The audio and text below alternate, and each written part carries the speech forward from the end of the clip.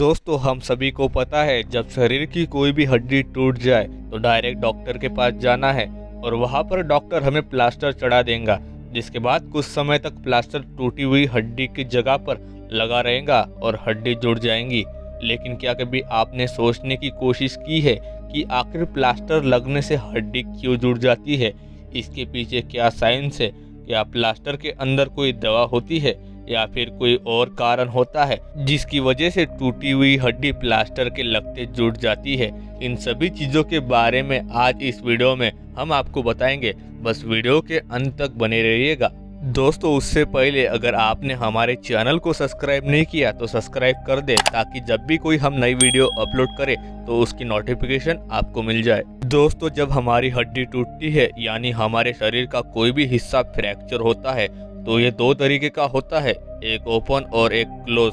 दोस्तों ये जो ओपन वाला फ्रैक्चर होता है इसमें बाहर से ही दिखाई देता है कि हड्डी टूट गई है, ब्लड वगैरह सब कुछ आ रहा होता है। अब इस तरह के फ्रैक्चर में साफ साफ दिखाई देता है कि हाँ हड्डी टूट चुकी है। और एक तरह का फ्रैक्चर होता है जिसे क्लोज फ्रैक्चर कहते हैं। इस तरह के फ्रैक्चर में आप गिर जाते हैं, आपको समझ में नहीं आता क्या हो रहा है, लेकिन हड्डी के ऊपर सूजन आ जाती है और हड्डी शरीर के अंदर ही टूट चुकी होती है, जिसका पता बाहर से देखने पर नहीं चलता।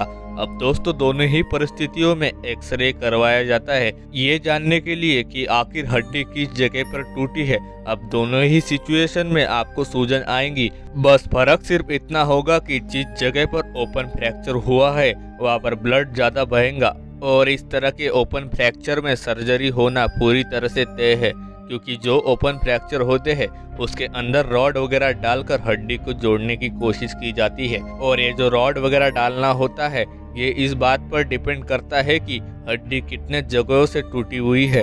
अब दोस्तों जैसे कि हड्डी टूटने के भी कई सारे प्रकार होते हैं, जिसमें एक तो हड्डी दो टुकड़ों में टूट जाती है और एक हड्डी टूटने में लंबी दरार आ जाती है, और एक स्पेरिकल होता है जिसमें हड्डियों के चारों तरफ दरार बन जाती है।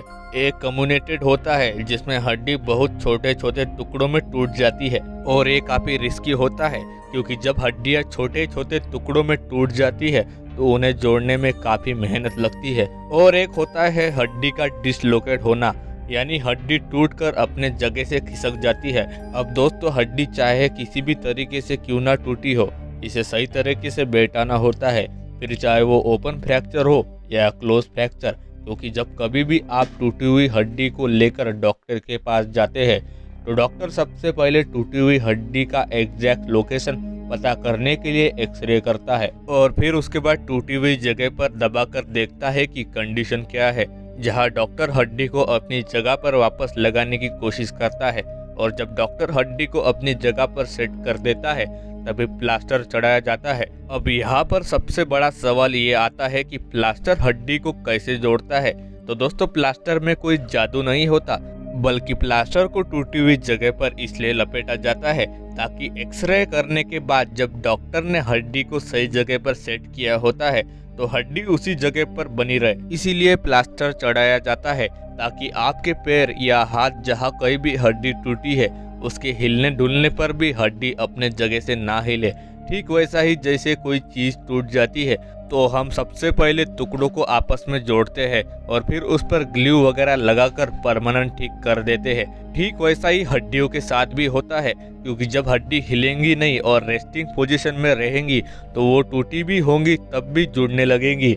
अब आप इस बात को हमेशा याद रखना कि कोई भी दवा हड्डी को नहीं जोड़ सकती, हड्डी अपने आप ही रेस्टिंग पोजीशन में रहने की वजह से जुड़ती है। अब अगर इसके प्रोसेस के बारे में बात करें तो सबसे पहला प्रोसेस होता है हेमेटोमा का। जैसे ही हड्डी टूटती है ये प्रोसेस शुरू हो जाता है।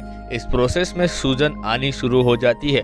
हालांकि इस प्रोसेस में हमारी हड्डी खुद से जुड़ने की कोशिश करती है, लेकिन नीलापन शुरू हो जाता है और हमें दर्द होता है, और ये प्रोसेस हड्डी टूटने के 1 से लेकर 7 दिनों तक होता है। ऐसे में हड्डी टूटने के तुरंत बाद आप डॉक्टर के पास पहुंच गए तब भी हेमेटोमा की वजह से आपको सूजन आएंगी ही। अब बात आती है दूसरे स्टेज की, जिसे ब्रिज फॉर्मेशन कहते हैं। ये ऐसा प्रोसेस होता है जिसमें हड्डी टूटने के साथ साथ जो ब्लड वेसल्स भी टूटी होती है वो भी बनना शुरू हो जाती है, और जब वो बनती है तो ब्रिज बनाना शुरू कर देती है ताकि ब्लड वेसल्स के जरिए दोनों हड्डियों के बीच में ब्लड सर्कुलेशन होता रहे, यानी शरीर के दोनों हिस्सों से खून पहुंचता रहे।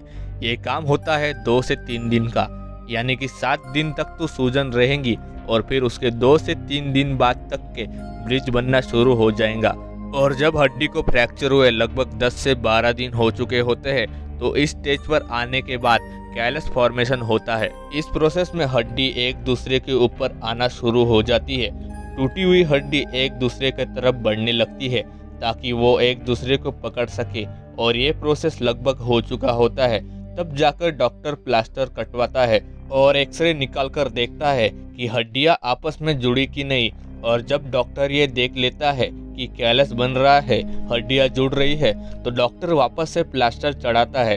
अब दोस्तों, प्लास्टर चढ़ाने के बाद 2 महीने तक और रखा जाता है, क्योंकि हड्डी तो जुड़ने लगी है लेकिन इसे मजबूत करना है, और मजबूत करने के लिए हड्डी का एक जगह पर होना बहुत जरूरी है। इसलिए इस प्रोसेस को हार्ड कैलस फॉर्मेशन कहा जाता है, जिसके पूरा होने के बाद हड्डी पूरी तरह से आपस में जुड़ने लगती है। तो दोस्तों, अभी आप समझ गए होंगे कि हड्डियां किस तरह से जुड़ती है।